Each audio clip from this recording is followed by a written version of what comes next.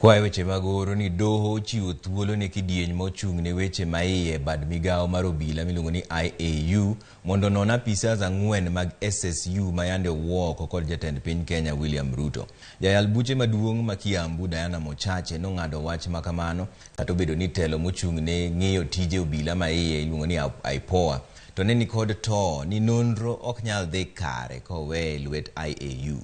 Mochache nokoni IPOA bende ni thuolo mar timo nonro mar giwegi kendo chwalo report ne obila. Ji 4 go itudo kod nek magalagala koting'o mar jo India moko 2 manoteki kendo negi dwe mar 7 higa montiere.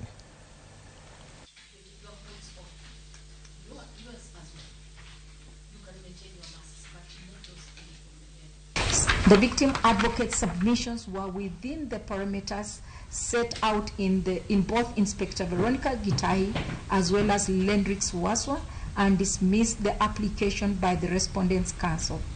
Finally, the Respondents' advocates have sought some days to file a replying affidavit. That application is not opposed.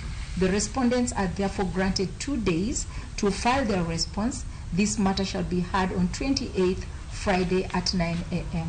The court has dismissed that application and said the internal police unit has power to investigate.